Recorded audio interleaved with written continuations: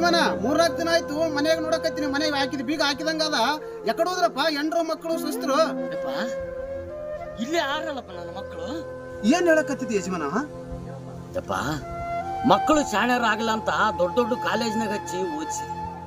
ಅವ್ರು ಕೇಳಿದ ಕಡೆ ಕೆಲಸನೂ ಕೊಡಿಸಿದೆ. ದೈವಕ್ಕ ಅವರು ಈಗ ಫಾರಿನ್ಯಾಗ ನೌಕರಿ ಮಾಡಕತ್ತ. ನನಗೆ ಹೇಳಾರ್ದಂಗ ಮದುವೆನೂ ಆಗಿಬಿಟ್ರಂತ. ಏನೋ ಅವಾಗ ವರ್ಷಕ್ಕೊಂದ್ಸಲ ಬಂದೋಯ್ತಿದ್ರು. ಈಗ 8-10 ವರ್ಷ ಆಯ್ತು ನನ್ನನ್ನೇ ಮರ್ತು ಬಿಟ್ರಪ್ಪ. ಯಾರು ಇಲ್ಲ. ಈಗ ಇವರೇ ನನ್ನ ಮಕ್ಕಳು ಕಂದ, ಇವರೇ ನನ್ನ ಮಕ್ಕಳು. ನೋಡ ಯಜಮಾನ, ಮಕ್ಕಳು ಶಾಣ್ಯರಾಗ್ಲಿ ಅಂತ ಕಷ್ಟಪಟ್ಟು ಓದಿಸಿ ನೌಕರಿನೂ ಸೇರಿಸಿದೆ. ಈಗ ನೌಕರಿ ಸಿಕ್ಕ ಮೇಲೆ ತಮ್ಮ ಸುಖಕ್ಕೋಸ್ಕರ ಬಡದಾಡಕತ್ತಾರ ಹೊರತಾಗಿ ಎತ್ತ ತಂದೆ ತಾಯಿನ ದೂರ ಮಾಡಿಬಿಟ್ರು. ನೋಡು, ಇಂಥ ಮಕ್ಕಳು ಈ ಸಮಾಜದಲ್ಲಿ ಇದ್ರಷ್ಟು ಬಿಟ್ರಷ್ಟು. ಪ್ರಾಣಿಗಳೇ ಗುಣದಲ್ಲಿ ಮೇಲು, ಮಾನವನದಕ್ಕಿಂತ ಕೀಳು. ಉಪಕಾರವ ಮಾಡಲಾರ, ಬದುಕಿದರೆ ಸೈರಿಸಲಾರ.